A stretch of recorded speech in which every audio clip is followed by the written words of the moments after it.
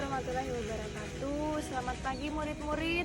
Berjumpa lagi dengan Ibu. Kali ini kita akan membahas tentang stoichiometry. Namun sebelumnya, sebelum belajar pada pagi hari ini, kita berdoa terlebih dahulu. Berdoa. Oke, cukup. Sekarang kita simak materi selanjutnya tentang stoichiometry, melanjutkan materi yang sebelumnya. Oke, di dalam stoichiometry kita mempelajari tentang persamaan kimia, hukum-hukum dasar kimia, konsep mol, kemudian perhitungan kimia.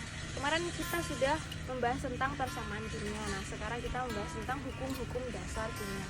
Di dalam hukum-hukum dasar kimia itu ada hukum Lavoisier, hukum Pauli, hukum Dalton, hukum Gay-Lussac. Kalau di konsep mol itu ada konsep mol, molaritas, molalitas, kadar zat, dan rumus empiris serta rumus molekul.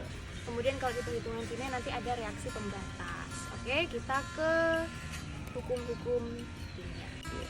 Nah, ini yang pertama ada hukum Lavoisier. Hukum Lavoisier itu adalah hukum kekekalan massa. Massa-massa zat sebelum dan sesudah reaksi adalah tetap. Nah, kalau di contoh ini ada hidrogen ditambah oksigen menghasilkan air. Nah, 4 ditambah 32 kan 36, maka hasilnya juga 36. Jadi reaktan produknya juga sama-sama 36. Kemudian yang kedua ada hukum Pauli. Hukum Pauli itu adalah hukum perbandingan tetap. Nah, contohnya nih, jika kita mereaksikan 4 gram hidrogen dengan 40 gram oksigen, berapa gram air yang terbentuk? Nah, perbandingan hidrogen sama oksigennya diketahui 1:8. Jawabannya adalah perbandingan massa hidrogen dengan oksigen itu 1:8, ya kan? Nah, perbandingan massa hidrogen dengan oksigen itu dicampur. Jadi 4:40. Ya kan, tadi kan hidrogennya 4, oksigennya 40. Nah, oleh karena itu perbandingan hidrogen dan oksigen itu kan 1:8. Maka 4 gram hidrogen memerlukan 4 kali 8 gram oksigen, yaitu 32. Sehingga ada 4 gram air yang terbentuk dengan sisa zat. Sisa ya, kan tadi ditanyainnya sisa. Dengan sisa zat yang tersisa adalah oksigen sebanyak 8 gram. Dari mana? Dari 40 dikurangi 32 tersebut, jadi sebanyak 8 gram. Oke, sekarang yang ketiga yaitu hukum Dalton. Hukum Dalton adalah hukum kelipatan perbandingan. Nah, di sini ada contoh soal, misalkan tembaga atau Cu dapat membentuk 2 oksida.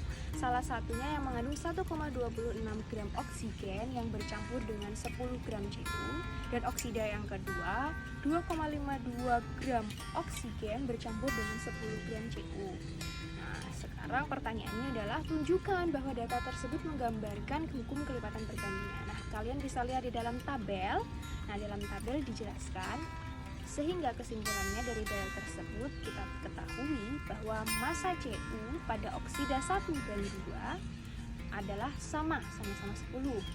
Namun pada oksigen, oksida 1 dan 2 itu berbeda, yaitu 1,26 berbanding dengan 2,52, sehingga perbandingan yang dihasilkan yaitu 1:2. Nah, sehingga dari data tersebut memenuhi hukum kelipatan perbandingan. Oke, sekarang yaitu hukum Gay-Lussac. Hukum Gay-Lussac adalah hukum perbandingan volume. Di situ ada rumusnya adalah V1/N1 sama dengan V2/N2 dengan P dan T itu tetap. Di situ ada keterangannya ya, anak-anak. Kemudian contoh dari soal hukum Gay-Lussac yaitu adalah 2,3 liter gas X bereaksi dengan 1,5 liter gas Y sehingga menghasilkan 3,45 liter gas Z. Jika diukur pada suhu dan tekanan yang sama, apakah reaksi tersebut sesuai dengan hukum perbandingan volume?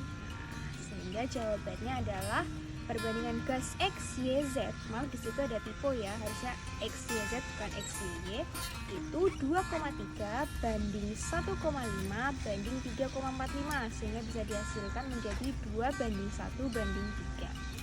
Perbandingan volume gas X, Y, Z merupakan perbandingan bulat sederhana pada reaksi di atas sesuai dengan hukum perbandingan volume.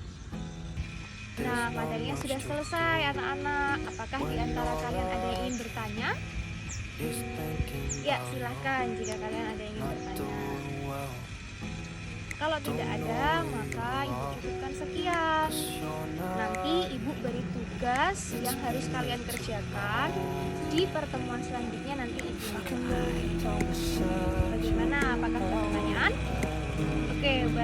tidak ada pertanyaan, Ibu cukupkan sekian.